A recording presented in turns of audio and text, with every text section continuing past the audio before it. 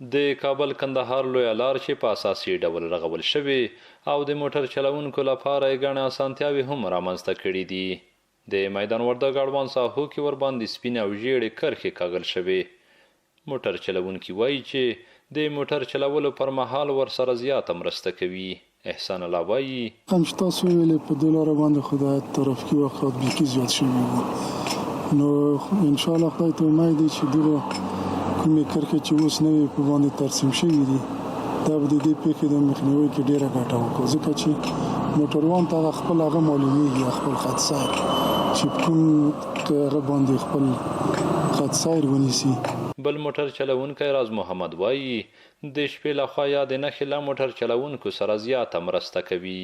خطونه چې ور اچولي وو د ترافیکي نښې دا موږ خپله برای ماښام په رالو ډېره ګټه موږ ته کړې وه. حتی په بطۍ کې دا زموږ د موټر بطۍ مې څه کمزورې وې موږ ډېره استفاده د خطو څخه کوله. موټروانانو ته یې ډېره ګټه کړې ده او د ترافیکي حادثاتو په مخنیوي کې ډېره ګټه کړې ده د خطو. د یاد ولایت ترافیکو مدیر سمیع الله رهبر وایي یا د کرښې له موټر چلونکو سره د موټر چلونې پر مهال 50 سلنه مرسته کوي. زیاتوي چې د ترافیکي پیښو د مخنیوي په موخه یې په یاده لار ترافیکي نښې هم درولي دي. نو دا خو په موږ کې د ترافیکي نظم کې تقریبا کوي چې 50% د ډریورانو سره کومک کوي د سپینې لیکې او د دې لپاره خو په ټول سړک باندې پلان شته دی. د دې لپاره د سپینې لیکو د لپاره خط اندازې او د لوحو د لپاره بودیجه ځانګړې شوې ده.